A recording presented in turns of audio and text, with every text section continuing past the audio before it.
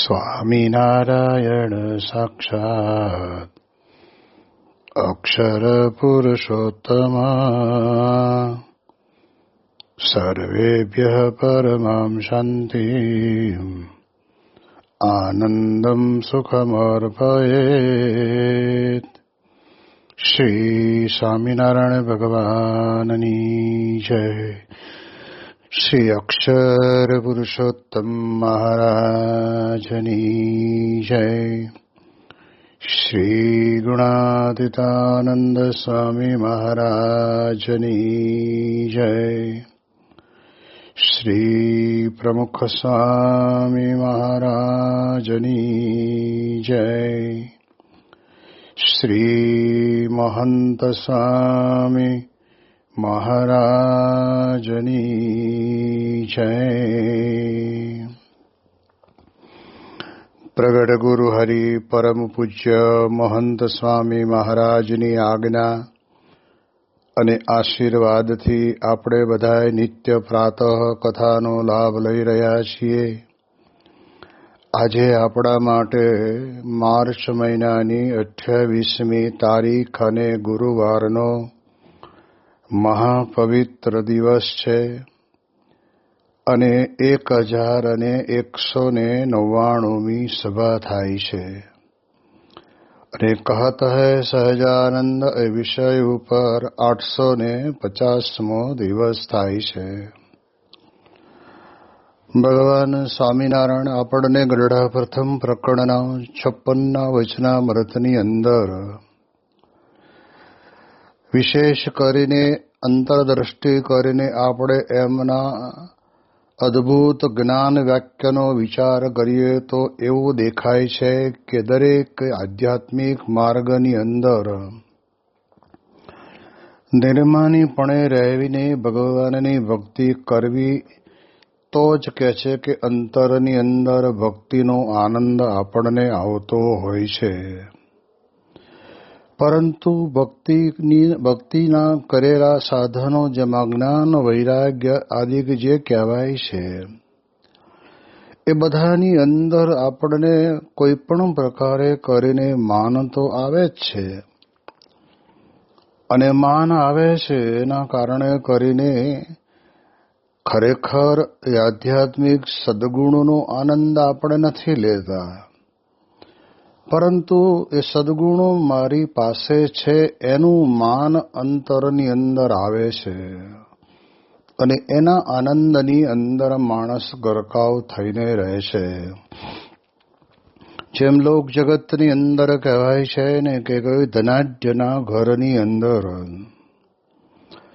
200 તોલા સોનાના દાગીના પોતાના પરિવારના હોય, બનાવરાવ્યા હોય, પરંતુ કહેવાય છે કે ડિસ્ટ્રિક્ટ બેંકની અંદર લોકરમાં મૂકેલા હોય તો એને આંખ વડે કરીને દેખાતા નથી.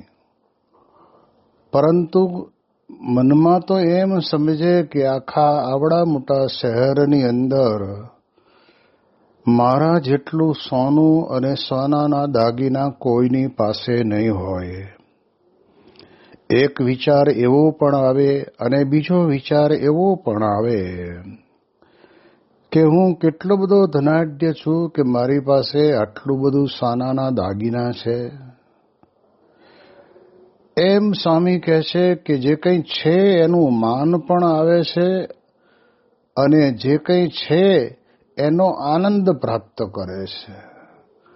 એને એનો આનંદ આવે છે. બાકી હકીકતમાં તો વાસ્તવિક આપણે એમ જાણીએ છીએ કે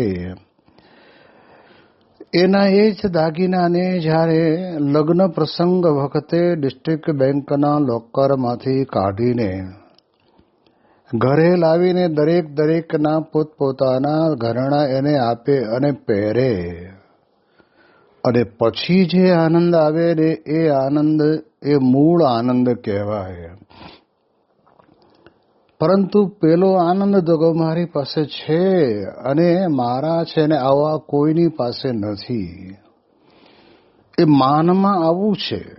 જ્યારે પોતાના જીવનની અંદર કોઈ પણ જ્ઞાન હોય કે કોઈ પણ વૈરાગ્ય હોય કે કોઈ પણ પ્રકારની ભક્તિ હોય અને એની અંદર એને મનમાં એમ થાય કે મારા જેવા આ ત્રણેય સાધનોની અંદર બીજા કોઈને આવું જ્ઞાન નથી, આવો વૈરાગ્ય નથી, આવી ભક્તિ નથી, એને મારામાં છે ખરું, પણ કહેવાય છે કે એની અંદર એક વિશેષ કરીને માનનો એક સ્વાદ ભળેલો છે, એટલે એને સ્વાદ વાસ્તવિક સદગુણનો નથી આવતો, પણ એના જીવનની અંદર એને પોતાને જે આ પ્રમાણે કહેવાય છે કે માન પડ્યું છે અને એનો જ એને એના અંતરની અંદર આનંદ આવે છે.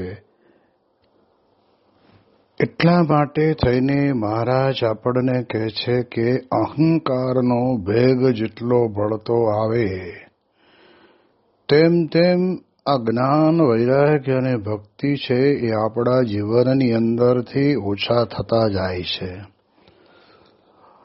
હવે જ્યારે આપણે કોઈ પણ પ્રકારનું કાર્ય કરીએ ત્યારે મહારાજ આપણને કહે છે કે આપણે ખોટનો ધંધો તો કરતા જ નથી, અને કરીએ તો આપણે ફાયદો થાય એવી પ્રકારનો ધંધો વિચારતા હોઈએ છીએ. એક લોક જગતની રીત છે. પરંતુ અહીંયા તો આધ્યાત્મિક માર્ગની અંદર જ્યારે આપણામાં રહેલા જે કંઈ આવા ધર્મ, જ્ઞાન, વૈરાગ આદિ જે સદગુણો છે એ સદગુણોની અંદર જ્યારે આપણને અહંકારનો ભેગ ભળે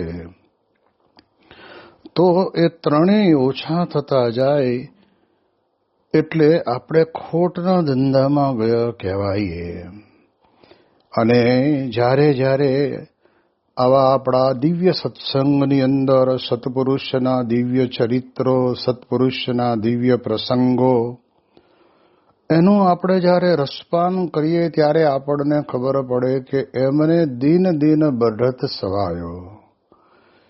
મહારાજે પણ વચનામૃતની અંદર કહ્યું, મુક્તાનંદ સ્વામી અને સુખમુનિ માટે વાત કરી કે જ્યારથી સત્સંગની અંદર આવ્યા ત્યારથી પોતે પોતાના જીવનની અંદર આધ્યાત્મિક માર્ગની અંદર એમનો ચડતો ને ચડતો રંગ રહ્યો. અને એ ચડતાના ચડતો રંગ રહ્યો ત્યારે એમના જીવનની અંદર ભગવત સ્વરૂપની નિષ્ઠા પણ કેટલી દ્રઢ થઈ ગઈ. જેમ મુક્તાનંદ સ્વામી પોતે ઘણી વખત આપણને એમના પ્રસંગોની અંદરથી સાંભળવા અને જાણવા મળે છે કે એ પોતે આવા સદગુણી સંત હતા, મહા જેવું માતૃત્વ એમનામાં હતું.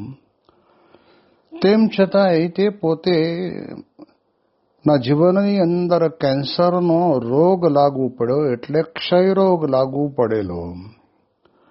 અને એના કારણે કરીને એમને જીવનની અંદર ગળું, ચીકણું કે તળેલું કે તેલવાળું કંઈ ખાવાનું નહીં, બાફેલું ખાઈને રહેવાનું.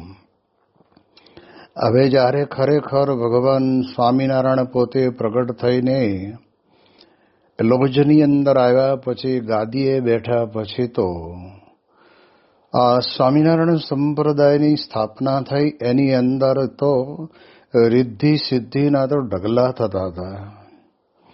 અને એવા સમયની અંદર આ બધું છોડી દેવાનું થાય. અને ત્યારે તે વખતે મુક્તાનંદ સ્વામી પોતે બોલે છે કે હે મહારાજ, હું તો એમ સમજું છું જે આ મને જે ક્ષયરોગ થયો છે જેના કારણે કરીને મારાથી ગળું ચીકણું કંઈ ખવાતું નથી, હું તો એમ સમજું છું કે મને ક્ષયરોગ રૂપી સંતનો સમાગમ પ્રાપ્ત થયો છે. હવે આવો જ્યારે વિચાર હોય ત્યારે સમજી શકાય કે એમનામાં નિર્માનીપણું કેવું. ભગવાન સ્વામિનારાયણની સમક્ષ પણ પોતે ઘણી વખત ભક્તિ અદા કરે ત્યારે તો આમ જોવા જઈએ તો ઉંમરમાં પણ ઘણા મોટા, રામાનંદ સ્વામીના આશ્રમની અંદર પણ એમણે પોતે આગળ પડતા સંત કહેવાતા, છતાં પણ કહેવાય છે કે પગે ઘૂઘરા બાંધી હાથમાં કરતાર લઈને મહારાજની પાસે નાચ્યા. તો આપણને એમાં પણ ખબર પડે કે એમને અંતરની અંદર ભક્તિ તો કરે છે, પણ નિર્માનીપણે આટલા બધાની વચ્ચે આવી રીતે નાચવું એક સામાન્ય વાત નથી. એવો જ પ્રસંગ આપણે જાણીએ છીએ કે બ્રહ્માનંદ અને મુક્તાનંદ સ્વામી બંનેને એક દિવસીએ કોઈક રૂમની અંદર પૂરી દીધેલા અને બહાર બેઠા બેઠા ચપ્પુ ઘસતા ઘસતા બોલે છે કે આજ તો સ્વામિનારાયણના મુંડિયા હાથમાં આવ્યા છે, એટલે નાક કાન કાપવા છે. હવે ત્યારે આ બોલતો જાય અને ઘસતો જાય ત્યારે બ્રહ્માનંદ સ્વામીએ ધીરે રહીને કહ્યું કે મુક્તાનંદ સ્વામી, મારે તો માર ખાઈ લઈએ, ગાળો આપે તો ગાળો ખાઈ લઈએ, પણ આપણા વગર વાંકે નાક કાન કપાણા હોય ને બહાર નીકળીએ ત્યારે લોકો આપણે સામું કેવી દ્રષ્ટિથી જોશે. અને ત્યારે મુક્તાનંદ સ્વામી પણ પોતે કેવા નિર્માની હતા એ આપણને દેખાઈ આવે તો તરત જ કીધું કે બ્રહ્માનંદ સ્વામી, જન્મ જન્મ પર્યંત આપણે આપણા પરિવાર માટે નાક કાન કપાવ્યા જ છે, તો આ વખતે આ સમયે ભગવાન સ્વામિનારાયણ માટે આપણે કપાવવા પડે તો શું ખોટું છે. આ પ્રકારે જ્યારે મુક્તાનંદ સ્વામીએ પોતે એ વખતના સમયની અંદર વાત કરી, એટલે એ દ્રષ્ટિથી આપણને ખ્યાલ આવે કે એમાં તો 16 વલ્લું સોનું જ રહ્યું છે, ક્યારેય ભેગ ભળ્યો નથી. માટે મહારાજ આપણને કહે છે કે જેમ જેમ આપણે આ પ્રમાણે માન રહિત જ્ઞાન વૈરાગ્ય અને ભક્તિ તે તો 16 વલ્લા સોના જેવા છે. તો હવે વાસ્તવિક છે, આપણે વાતો કરીએ છીએ પણ આપણા બધાના અંતરની અંદર ઓછા વત્તા પ્રમાણમાં માન તો પડ્યું જ છે. પણ એટલું યાદ રાખવાનું કે જે દરવાજાના 12 શાંખની વચ્ચે આપણી આંગળી આવીને ચીપાઈ જાય એવી પ્રકારનું કામ આપણે કરવું ના જોઈએ. કહેતા સત્સંગની અંદર આવ્યા છીએ ત્યારે એ માનરૂપી દરવાજાની અંદર આપણી પોતાની વૃત્તિ આવી જાય અને એ વૃત્તિ ચગદાઈ જાય ને હવે આ પડ્યો સત્સંગ કોણ પૂછે છે, અહીં તો બધું પક્ષપાત જેવું ચાલે છે, એમ આપણા બધા વિચારો આવવા માંડે તો આપણે ગયા. એમ આપણા જીવનની અંદર પણ આપણે વિચાર કરવાનો કે સત્સંગની અંદર આવ્યા છીએ તો આપણે હવે માન રહિત જ, એટલે કહેતા નિર્માનીપણે જ આપણે ભગવાનની ભક્તિ સેવા પરિચર્યા કરવી એ તો છે જ, પણ કાંઈક સદગુણ આપણામાં હોય.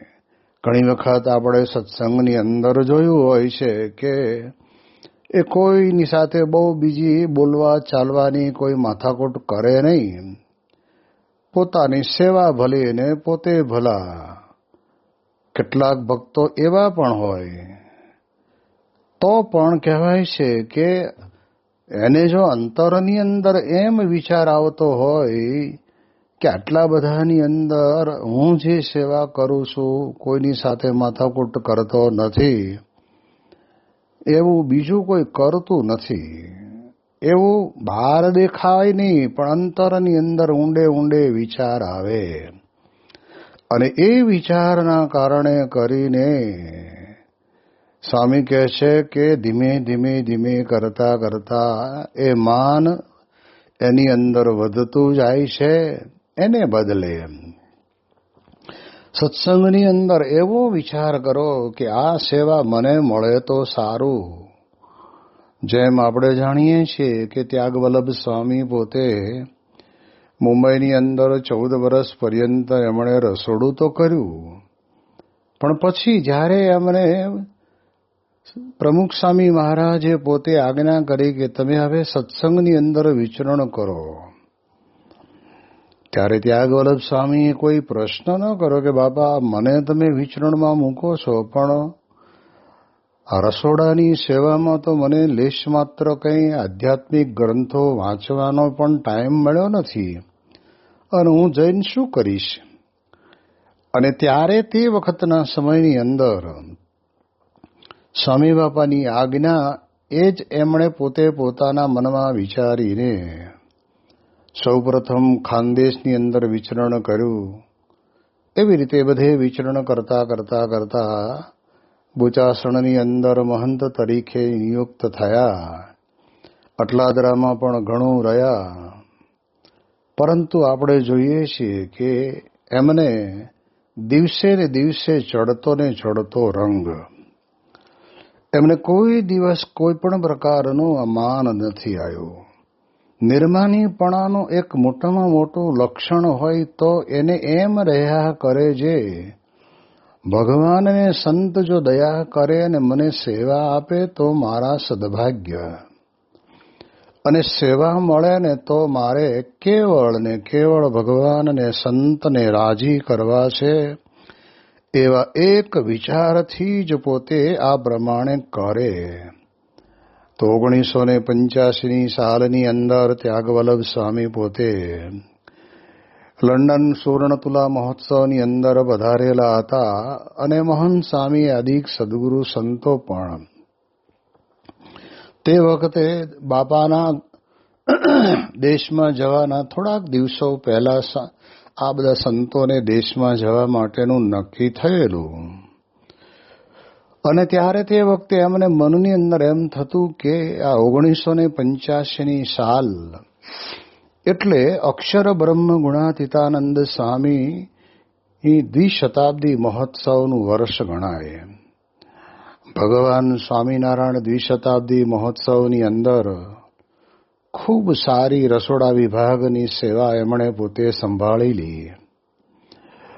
પણ પછી તો સમય પ્રમાણે 81 પછી 82, 83, 84 આ બધા ઉત્સવ જન્મ જયંતિના થાય તો એની અંદર બધા નવા થયેલા સંતો હોય એ બધા ધીમે ધીમે તૈયાર થયા, અને એ પણ ત્યાગવલ્લભ સ્વામી જેવા સંતના નેતૃત્વ નીચે.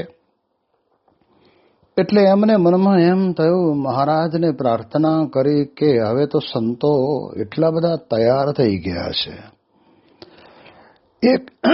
એક વ્યક્તિ દીઠ શાક રોટલી દાળ ભાત કેટલું જોઈએ અને લાખ વ્યક્તિ દીઠ કેટલું જોઈએ એનું કેલ્ક્યુલેશન કરી શકે એવી આવડતવાળા અને વસ્તુ આધુનિક સાધનો વડે કરીને કરી શકાય એવા સંતો તૈયાર થયેલા હતા.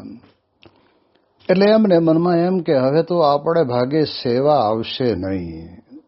એનું દુઃખ નહોતું, પણ અંતરની અંદર એવો વિચાર રહેતો કે મહારાજના શતાબ્દીની સેવા મળી તો હવે મને આ ગુણાતીતાનંદ સ્વામીની શતાબ્દીની સેવા જો બાપા કૃપા કરીને આપે તો આપણે કરીએ. એક મહિમાના વિચારથી એમના અંતરની અંદર આજથી જ આ ઉદ્ગાર આપણને પ્રાપ્ત થયેલો. એટલે જ્યારે નીકળવાનું થયું ને ત્યારે પ્રમુખ સ્વામી મહારાજે એલેક્ઝાન્ડર પેલેસની અંદર બાપાની પાછળ જ અમે બધા નાના સંતો બેઠા હતા, અને સ્વામી બાપાએ ધીરે રહીને પૂછ્યું કે ત્યાગવલ્લભ સ્વામી ક્યાં છે? તો એમની લાઈનની અંદર જ બેઠેલા હતા અને બોલાવીને બાપાએ એવું કીધું કે તમે અત્યારે અહીંથી તમે મહંત સ્વામીને બધા સંતો જાય છે તો એમની સાથે તમે દેશમાં જાઓ અને બોચાસણ જઈ અને પછી ત્યાં આગળ જે કંઈ નાનો મોટો વ્યવહાર સંબંધી જે કંઈ કામ બધા કરવાના હોય એ બધા કરી લેજો, અને બાકી પછી 2-5 મહિના સુધી તમે બીજો કોઈ ત્યાં સંભાળી શકે એવી પ્રકારનું કંઈક માર્ગદર્શન પણ આપી દેજો, અને પછી તમે સીધા જ અમદાવાદ ગુણાતીતાનંદ સ્વામી દ્વિશતાબ્દી મહોત્સવની અંદર રસોડાની જવાબદારી તમારે સંભાળવાની છે, એટલે ત્યાં પહોંચી જજો. જો સાચો ભાવ હતો ને તો મહારાજ અને સ્વામી દયા કરે. એમને એવું નહોતું થતું કે મેં 81માં સમયમાં મુખ્ય સંત તરીકે સેવા કરી અને હવે તો એ સંતો એટલા તૈયાર થઈ ગયા છે કે મારે કદાચ એમના હાથ નીચે રહેવું પડે અથવા ન પણ મળે તો આપણને સાઈડમાં જતા રહીએ એવો વિચાર તો એમને હતો જ નહીં. એમના મનમાં તો એમ હતું કે ઉત્તમ ભક્તની સેવા આના જન્મે આપણે કરીએ તો આપણી 100 જન્મની કસર ટળી જાય. એટલે અંતરની અંદર એટલી બધી જબરજસ્ત ભક્તિસભર ભાવના તો ખરી, પણ કેટલું નિર્માનીપણું આપણને આજે પણ દેખાય. આટલી મોટી ઉંમરો થઈ હોવા છતાં પણ દરેક સંત પૂજા કરતા હોય ત્યારે તે પૂજા કરનાર સંતને પાસે જઈને વાંકા વળીને 2 હાથને જમીન ઉપર અડાડીને જય સ્વામિનારાયણ કરે. એ માત્ર દેખાવ નથી, એ ખરેખર વાસ્તવિક જોવા જઈએ તો અંતરથી પોતે નિર્માની છે. અને નિર્માની છે એટલું નહીં, આ એક દિવસનો પ્રસંગ નથી. બોચાસણની અંદર હતા ત્યારે કરી આવ્યું નહીં, મુંબઈમાં પણ જ્યારે હતા ત્યારે પણ એમની સેવામાંથી એને ટાઈમ મળે ત્યારે સંતોને જરૂર પગે લાગી લે. આપણી આ સાંપ્રદાયિક પરંપરા છે કે જ્યારે આપણે સવારે નાહી ધોઈ પૂજા પાઠ કરી તૈયાર થઈએ એટલે દરેક સંતનો ચરણ સ્પર્શ કરીને આપણે જય સ્વામિનારાયણ કરી દઈએ. તો જેના કારણે કરીને આપણને આપણા જીવનની અંદર એમાંથી જ નિર્માનીપણાના ગુણની સરવણી ફૂટી નીકળે છે. પણ આપણે તેમ સમજી કે છોકરું કહેવાય, હવે એને કોણ પગે લાગે. આજે આપણે જોઈએ છીએ કે આ સત્સંગની અંદર ધીમે ધીમે કરતા કરતા શાસ્ત્રીજી મહારાજના વખતની અંદર 50 સંતો હતા. યોગીજી મહારાજના વખતની અંદર 100-125 જેટલા સંતો હતા અને પ્રમુખ સ્વામી મહારાજના સમયની અંદર 800-900 જેટલા સંતો હતા અને અત્યારે મહાન સ્વામી મહારાજના સમયની અંદર 1200-1300 જેટલા સંતો છે. આજકાલના આવેલા નવા બનેલા સંત હોય કે પાર્ષદ હોય, પણ એની સાથે એમનું જે ક્રિયા કરવાનું વલણ આપણને દેખાય. માનો કે શાકભાજી સુધારવાની હોય તો ત્યાગોલ સ્વામી હસતા હસતા ધીરે એને કહે કે તમારી પાસે ટાઈમ હોય તો થોડીક પાપડી વાલોળ ફોલવાની છે તો તમે બેસશો. આટલું બધું નિર્માની ભાવે કરીને એ પોતે ક્રિયા કરે.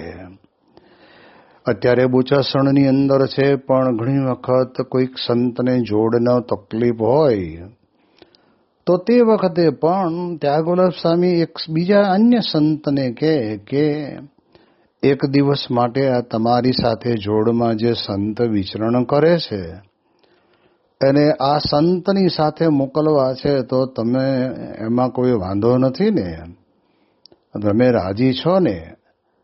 હવે આમ જોવા જઈએ તો સદગુરુ સંત છે, મંદિરની જવાબદારી સંભાળે છે, પણ કોઈ દિવસ ક્યારેય ઓર્ડર નહીં. મુંબઈમાં પણ રહ્યા એટલા સમયકાળ દરમિયાનની અંદર મુંબઈમાં રહેનારા તમામ સંતો પોતે અને હરિભક્તો પણ ત્યાગવલ્લભ સ્વામીનું નામ સાંભળતા વારી જાય. એટલે નિર્માનીપણું છે ને એક બહુ જ મહત્વનો ગુણ છે. સ્વામી વ્યક્તિને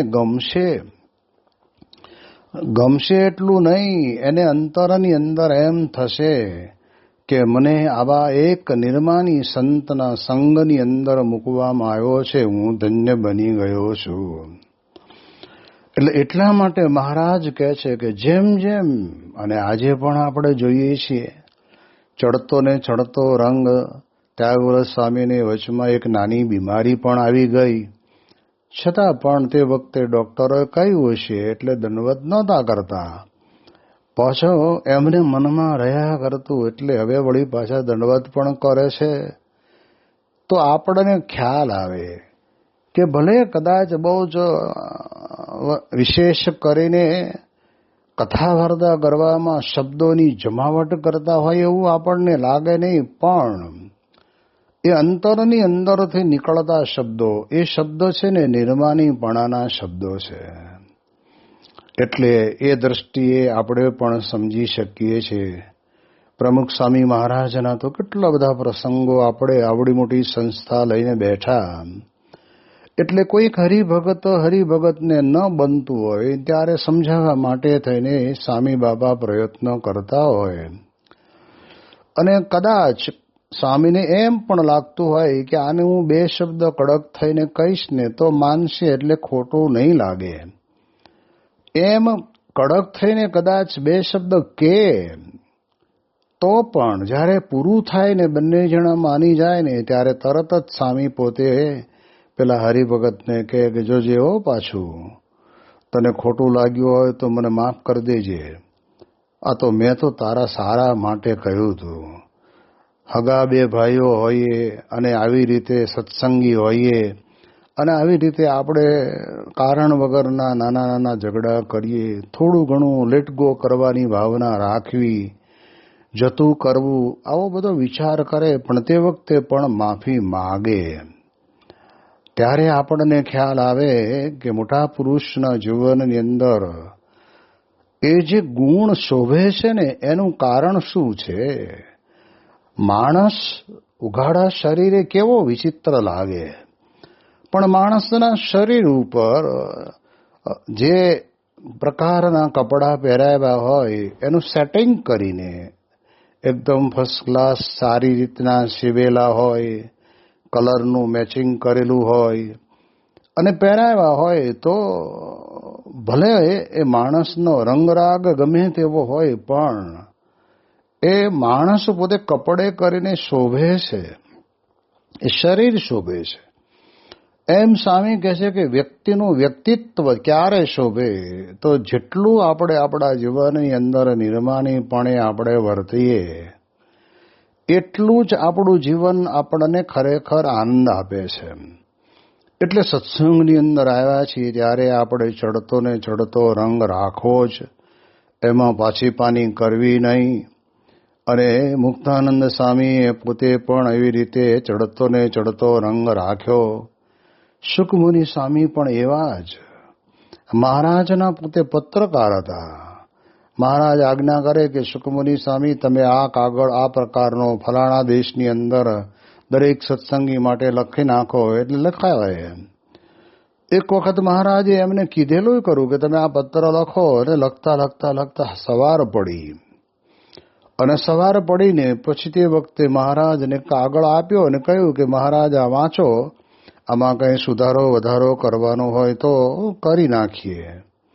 અને ત્યારે મહારાજે કાગળ વાંચ્યા વગર એકના બે ને બેના ચાર ને ચારના 8 ટુકડા કરીને ફેંકી દીધા. ત્યારે ગમે તેવું હોય તો એને લાગે કે આમ કેમ, મારે તો મહારાજને કાગળ લખીને રાજી કરવાના હતા. અને મહારાજ માનો કે મેં લખ્યું છે બરાબર તો રાજી થયા હોત, તો હવે એ રાજી તો થયા જ છે, પણ મારા લખેલા આ કાગળના ટુકડા કરીને એમણે ફેંકી દીધા. એમાં મહારાજ રાજી છે તો આપણે એમાંય પણ રાજી. એટલે આ પ્રકારે એમનો ચડતો ને ચડતો રંગ રહેતો. માટે સત્સંગની અંદર આ તો એક વાત તો આપણને બહુ સ્પષ્ટ દેખાય છે. મહંત સ્વામી મહારાજ ઘણી વખત વાત કરે છે કે તમે પંચાંગ પ્રણામ કરી કરીને બધાને પગે લાગો, એ કાંઈ નિર્માનીપણાનું લક્ષણ નથી. આ દેહ કરીને તમે વળો ખરા, પણ મનથી અંતરની અંદર એની સાથે જ્યારે કાંઈ પણ પ્રકારની નાની મોટી બોલવા ચાલવાથી ભૂલ થઈ ગયેલી હોય એ ભૂલને યાદ કરીએ અને પછી આપણે પગે લાગીએ તો લાગ્યા કે ન લાગ્યા બરાબર છે. નથી ઘણી વખત મહંત સ્વામી મહારાજ પોતે વાત કરે છે કે બે હરિભક્તોને એના ઘરના પ્રશ્નના સમાધાન માટે બેઠા હતા અને પછી વાત કરતા કરતા કરતા છેલ્લે સમાધાન થયું, પણ છેલ્લો એક જણો હું બોલ્યો કે આમ તો હું કાંઈ તારું માનવાનો નહોતો ને તને તારી હારે સમાધાન કરવાનો નહોતો, આ તો બાપાએ કીધું એટલે માનું છું, બાકી તને કોણ પૂછે. આવું જે સમાધાન અથવા આવું નિર્માનીપણું એ આપણા અંતરની અંદર હોય એ કાંઈ મોટપ નથી. મોટપ તો કદાચ આપણી શારીરિક પરિસ્થિતિ એટલી સારી ન હોય તો ઊભા ઊભા હાથ જોડીને પગે લાગીએ, પણ એનો મહિમા સમજીએ કે કેટલું બધું આ લોકની અંદર એમની પાસે ભણતર ગણતર આવડત બધું હતું, પણ એક વચનને આધારે સત્પુરુષના એક વચને એમણે પોતાની જિંદગી અને પોતાની આવડતને સમર્પિત કરી દીધી. એવા સંતને હું પગે લાગુ છું, મારા ધન્ય ભાગ્ય છે. આની વિશેષ વાતો આપણે આવતીકાલે કરીશું. શ્રી સ્વામિનારાયણ ભગવાનની જય.